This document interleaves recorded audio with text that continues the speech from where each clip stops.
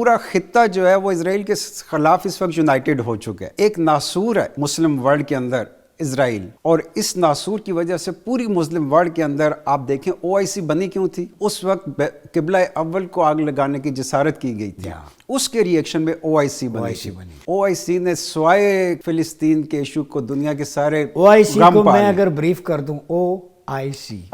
Doctor Qandeel عباس صاحب یہ بتائیں کہ فالٹ لائنز تو ہوتی ہے لیکن انہیں مینیج کیا جاتا ہے. کانفلکٹ مینجمنٹ کا, ٹرانسفارمیشن کا یا پریونشن کا ایک فارمولا بھی ہے قرآن میں, حدیث میں, آپ سے بہتر کون جانتا ہے. ابھی جو سیریا میں اسپیشلی میں آپ سے پوچھوں گا, جنرل صاحب نے بھی اشارہ کیا, کیا وہ خوارج کی آئیڈیالوجی ابھی تک, چونکہ حدیث میں تو ہے دجال تک یہ ظاہر ہوتے رہیں گے اور وہ اپنے علاوہ ہر کسی کو کافر سمجھیں گے, ان الحکم الا للہ سے ان کی مراد کچھ اور ہوگی, جو نہروان میں سیدنا علی نے ان کو ایلیمینیٹ کیا تھا, آن ورڈ یہ آ رہی ہے. اور آئسس ایک لیٹسٹ یا ماڈرن فارم ہے خوارج کی, چونکہ یہ لوگ کبھی بھی تل ابیب پہ کسی نے TTP نے یا بین آؤٹ فٹ نے حملہ نہیں کیا جہاں مسلمان مشکل میں, ہمیشہ مسلمانوں پہ ہی اٹیک ہوتا ہے, امام بارگاہوں پہ, مساجد پہ, مارکیٹس پہ, سافٹ ٹارگٹ ان کے ہوتے ہیں. تو یہ ویو آئیڈیالوجی کی ہے جو وہاں پہ سیریا میں بھی چل رہی ہے یا کسی اور اینگل سے آپ دیکھتے ہیں؟ جی بڑا خوبصورت آپ کا انٹرو بھی تھا اور بڑا ناپتہ اللہ کویسچن بھی آپ نے کیا, اپریشیٹ کرتا ہوں میں آپ کو. دیکھیے جو کچھ فلسطین میں ہو رہا ہے اس کو پچھلے 75-76 ایئرس میں اگر ہم انالائز کریں تو بڑا کلیئر ایک چیز نظر آتی ہے کہ انسانیت کی دشمن طاقتیں, میں کہوں گا اس مسلمانوں کا بھی آپ نام نہ بھی لیں, انسانیت کی دشمن طاقتوں نے وہاں پر فلسطینیوں کو اپنے گھروں سے باہر نکالا, ان کے گھروں پہ قبضہ کیا اور دنیا کے سامنے ایک ایسی ایگزامپل سیٹ کی کہ ظلم کی یہ انداز بھی اپنایا جا سکتا ہے. تو فلسطینیوں نے بھی وہاں پہ ایک ایگزامپل سیٹ کی کہ آپ جتنا بھی ظلم کریں گھر نہیں چھوڑیں گے ہم.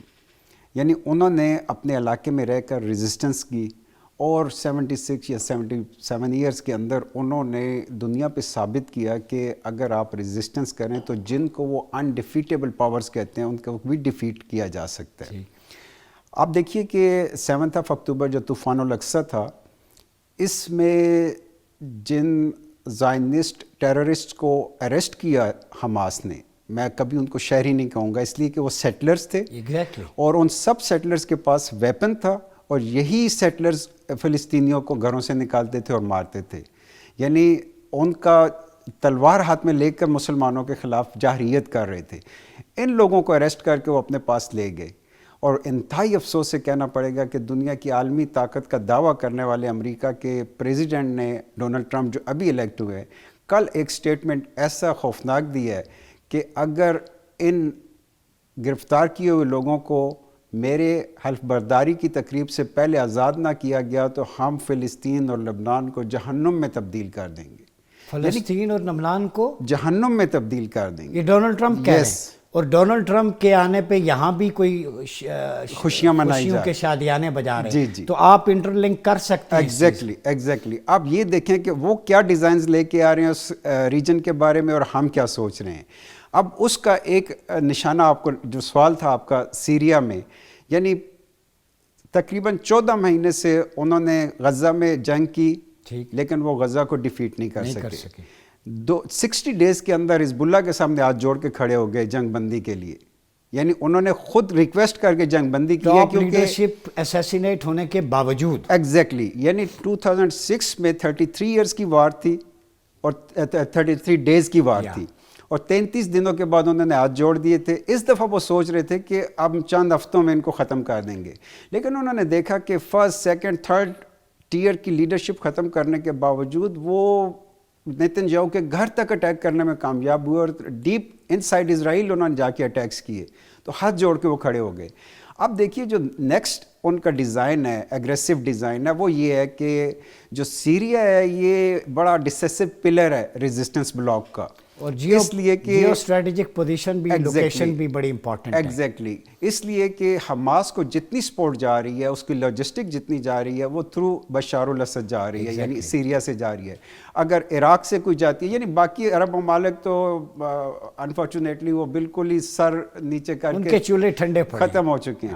لیکن ایک جگہ سے وہ لاجسٹک سپورٹ جا رہی ہے. تو انہوں نے ڈیزائن یہ کیا ہوا تھا کہ حزب اللہ کے ساتھ جنگ بندی کر کے 60 ڈیز کی جنگ بندی کی ہے, اور وہاں پہ انہوں نے اسی داعش کو, اسی القاعدہ کو, اسی تحریر الشام کو, یعنی حیات تحریر الشام کے نام سے نیا HTS کے نام سے جو نیا گروپ آیا ہے, اس کو اسرائیل اور امریکہ نے لانچ کیا ہے. اور انفارچونیٹلی میں آپ کو یہ کہوں گا کہ ترکی کو ایز اے کے مسلمانوں کے اندر اس وقت وہ ایک نیا میدان کھولنے جا رہے ہیں.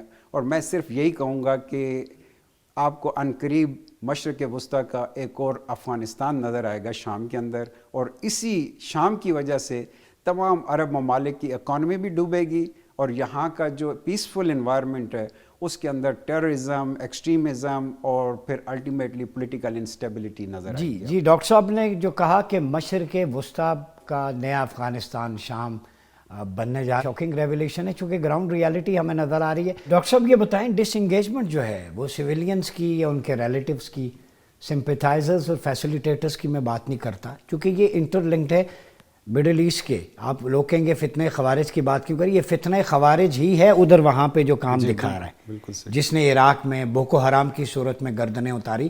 اور اسلام کا بھی امیج, اولیویئر رائے جیسے لوگ پھر گلوبلائز اسلام لکھتے ہیں کہ ISIS is the real presentation of Islam, ایسا ہی ہے. تو پھر اس کو انکاؤنٹر آپ اور ہم جیسے لوگوں کو کرنا پڑتا ہے. سوال یہ ہے کہ پاکستان میں یا پوری اسلامی دنیا میں disengagement of masses from militants یہ کیسے ممکن ہے؟ دیکھیے ایک بڑی انٹرسٹنگ آپ کو بات بتاؤں کہ جب ابراہام ایکارڈز کی کمپین چل رہی تھی, اور بڑے دکھ سے کہنا پڑتا ہے کہ ہمارے ٹاپ کے کئی مسلمان ممالک اس کو جوائن کر رہے تھے, اور اس کی بیس پر اسرائیل کے ناجائز وجود کو تسلیم کرایا جا رہا تھا, تو اس زمانے میں سعودی عرب کے اوپر بھی اور ہمارے اوپر بھی بہت زیادہ پریشر تھا کہ ہمیں بھی اس کو جوائن کرنا چاہیے. اصل میں وہ Abraham accord recognition of Israel کی طرف ایک سٹیپ. ایگزیکٹلی. لیکن میں اچھی بات یہ ہوئی کہ ہماری اسٹیٹ نے بھی اور سوسائٹی نے بھی بڑا کلیئر سٹینس یہ لیا کہ ہم نے اسرائیل کو تسلیم نہیں کرنا. اور دنیا کا واحد ملک ہے پاکستان جس کے پاسپورٹ کے اوپر لکھا ہوا ہے کہ this passport is not valid to travel to Israel, یعنی اسرائیل دنیا بھر میں آپ سفر کر سکتے ہیں لیکن صرف اسرائیل کے ٹریول کے لیے یہ ویلڈ نہیں ہے. یعنی اتنا کلیئر سٹینس. اور دوسری اس میں ایک عام بات, فلسطینی کیڈٹس آ کے ہمارے پاس ہمارے کاکول اکیڈمی میں جب ٹریننگ لیتے ہیں اور پاس آؤٹ جب بھی ہوتے ہیں, ایگزیکٹلی اس میں جب سامنے آتے ہیں, یہ وہ چیزیں جو اسرائیل کو اور اس کے سرپرستوں کو کسی صورت ہضم نہیں ہو رہی. یعنی اسٹیٹ کا بھی اور سوسائٹی کا بھی سٹینس سیم ہے. لیکن انفارچونیٹلی جو عرب ممالک کی بات کر رہے ہیں ہم, وہاں پہ اسٹیٹ اور سوسائٹی میں فاصلہ بہت بڑھتا جا رہا ہے, اس لیے کہ اسٹیٹس جو ہیں ڈیموکریٹک نہیں ہیں, اور ان کو سروائیو کرنے کے لیے باہر سے کسی سپورٹ کی ضرورت ہوتی ہے, کسی سرپرستی کی ضرورت ہوتی ہے. لیکن جو سوسائٹل لیول پر ویوز ہیں وہ اینٹی اسرائیل اور ایون بعض اوقات اینٹی امریکہ بھی ہمیں نظر آتے ہیں اسی وجہ سے. اب یہ جو صورتحال ہے اس میں جو کچھ اس وقت کھیل کھیلا جا رہا ہے شام کے اندر, میں نے پہلے اشارہ کیا کہ ایک اور افغانستان بننے جا رہا ہے.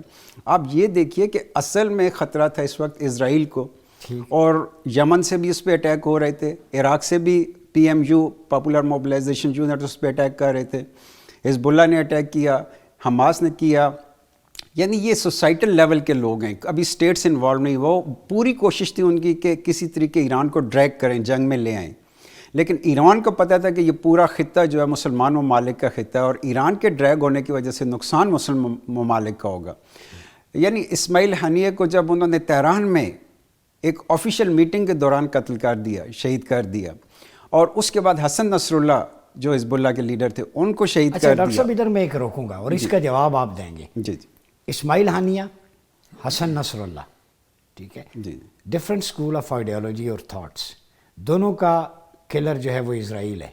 اس کی نظر میں آپ کے جو ڈفرینسز جو آپ نے کریٹ کیے ہوئے ہیں وہ میٹر نہیں کرتے, اس کا نشانہ لا الہ الا اللہ محمد الرسول اللہ ہے, آپ مسلمان ہیں. تو جب ان کے نزدیک ہماری آئیڈیالوجیز کوئی میٹر نہیں کرتی, جو سیکٹس کی ہیں سب مسلمان ہیں, تو ہم نے کیوں کریٹ کی ہوئی ڈاکٹر صاحب, یہ قوم کو بتائیں. ایگزیکٹلی میں اتفاق سے اسی نقطے کی طرف آ رہا تھا کہ حماس ٹوٹل سنی آرگنائزیشن ہے, حزب اللہ شیعہ آرگنائزیشن ہے. آپ نے کھل کے کہہ دیا. میں کھل کے اس لیے کہہ رہا ہوں کہ جس طرف آپ اشارہ کر رہے ہیں کہ پورا خطہ جو ہے وہ اسرائیل کے خلاف اس وقت یونائٹڈ ہو چکا ہے، اکٹھا کھڑا ہو گیا، اور وجہ اس کی یہ ہے کہ ایک ناسور ہے مسلم ورلڈ کے اندر اسرائیل، اور اس ناسور کی وجہ سے پوری مسلم ورلڈ کے اندر آپ دیکھیں OIC بنی کیوں تھی؟ اس وقت قبلہ اول کو آگ لگانے کی جسارت کی گئی تھی، اس کے ریئیکشن میں OIC بنی۔ OIC نے سوائے فلسطین کے ایشو کو دنیا کے سارے OIC کو میں اگر بریف کر دوں OIC اب اس صورتحال کے باوجود، یعنی وہ سٹیٹس کی آرگنائزیشن ہے نا، میں بار بار یہ کہنا چاہ رہا ہوں کہ سوسائٹل لیول پر وہ جو ریئل ریئیکشن آنا چاہیے فلسطینیوں کی حمایت میں پوری دنیا سے آ رہا ہے، اور اس وقت یہ ریئیکشن مسلمانوں سے نکل کر یورپ اور امریکہ تک پہنچ چکا ہے۔ آپ کو امریکہ کی یونیورسٹیوں میں from river to the sea Palestine will be free کا نعرہ لگتا ہوا نظر آ رہا ہے، یعنی ایک ایسا نیریٹو جس کو وہ صرف مسلم ورلڈ کے اندر بھی دبانا چاہ رہے تھے، پوری ورلڈ میں نکل چکا ہے۔ اس کے ریئیکشن کے طور پر اب آپ کو جو کچھ سیریا میں کھیل نظر آ رہا ہے، وہ ایسا کھیل کھیلنے جا رہے ہیں کہ صرف اسرائیل کو بچانے کی خاطر پورے مشرق وسطیٰ اور عرب ممالک کے جو امن ہے اس کو تباہ کرنے جا رہے ہیں۔ ڈاکٹر صاحب یہ بتائیں کہ اپنی تو ٹھیک ہے، ہم نے ایک قوم بن کے، ظاہر ہے گھر ڈس آرڈر ہو تو پہلے گھر کو ٹھیک کرتے ہیں، پھر محلے کا کوئی ڈسپیوٹ کی بات کرتا ہے بندہ۔ اس وقت مڈل ایسٹ کی جو سچویشن ہے اس میں آپ کیا سولوشن دیں گے؟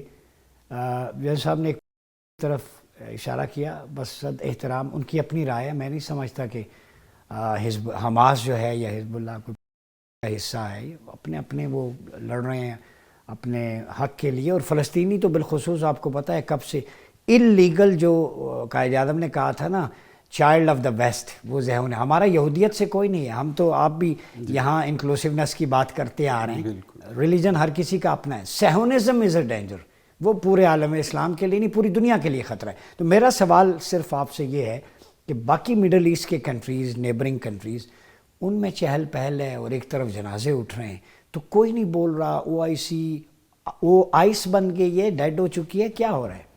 دیکھیے یہ جو پراکسی کا ورڈ ہے نا، تھوڑا سا ہم چونکہ یونیورسٹی میں اسٹوڈنٹ کی حیثیت سے، ٹیچر کی حیثیت سے جب پڑھتے اور پڑھاتے ہیں نا، تو اس کو کہتے ہیں جو ایک ٹیشو پیپر کی طرح تیار کی جاتی ہے، استعمال کر کے پھینک دی جاتی ہے۔ لیکن حزب اللہ جو پہلے عمل ملیشیا کے نام سے جانی جاتی تھی، 1971-72 میں بنی، اس وقت ایران میں اسلامی انقلاب بھی نہیں آیا تھا۔ فلسطین کی مزاحمت 1948 میں شروع ہوئی، بلکہ اس سے پہلے شروع ہوئی، اور اس وقت ایران کا سوچ ہی کچھ اور تھی۔ میں سمجھتا ہوں کہ یہ ایران کے پارٹنر ضرور ہیں، وہ ہوتی ہے جس کو استعمال کر کے آپ پھینک دیتے ہیں۔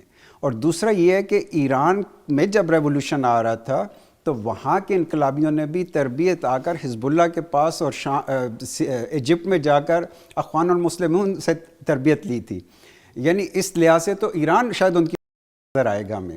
ایک تو یہ چیز ہمیں سمجھنی چاہیے۔ دوسری بات یہ ہے کہ جب ہم یہ ریزسٹنس بلاک کا نام اس وقت گوگل آپ کریں تو نظر آتا ہے، ہوتیز اور عراق کے جو حشد شعبی ہے، PMU انگلش میں کہتے ہیں اس کو، پاپولر موبلائزیشن یونٹس، اسی طرح حزب اللہ، حماس ہے۔ اب یہ وہ میں نے آپ کو بتایا کہ یہ وہ لوگ ہیں جو اکٹھے ہوئے ہیں جو اپنے خطے کے انٹرسٹ کو پروٹیکٹ کرنا چاہتے ہیں۔ اب اس خطے کے انٹرسٹ کو پروٹیکٹ کرنے میں میرا خیال ہے انہوں نے پیسو پالیسیز کی بجائے ایکٹیو پالیسیز کی طرف آئے ہیں۔ میں پاکستان کے لیے بھی یہی ریکمینڈ کروں گا کہ پچھلے 70-75 سال سے ہم پیسو فارن پالیسی لے کے چل رہے ہیں، ہم کسی ایکشن کے انتظار میں رہتے ہیں اور پھر سوچتے ہیں اس کے اوپر ہمارا ری ایکشن کیا ہونا چاہیے۔ ایک اسلامی دنیا کی ایٹمی طاقت کی حیثیت سے کچھ انیشیٹو بھی ہمیں لینے پڑیں گے، کلیئر سٹینس لینا پڑے گا۔ اگر واقعی کشمیر کو ہم آزاد کرانا چاہتے ہیں، فلسطین کے اوپر ہمیں بڑا کلیئر سٹینس لینا پڑے گا۔ ہمیں ترکی کو، امریکہ کو اور دنیا کو بتانا پڑے گا کہ اس سے پہلے ہم غلطی کر چکے ہیں افغانستان میں اس طرح کے گروپوں کی حمایت کرنے کی، اور اس کا نتیجہ ہم بھگت چکے اور بھگت رہے ہیں۔ آج اگر ترکی یہ کام کرے گا شام کے اندر، اتنا خوبصورت ملک، اتنا مضبوط ملک، کل اس کی بھی حیثیت وہی بنے گی جو اس وقت ہمیں باقی دنیا میں انسٹیبل کنٹریز۔ بہت شکریہ۔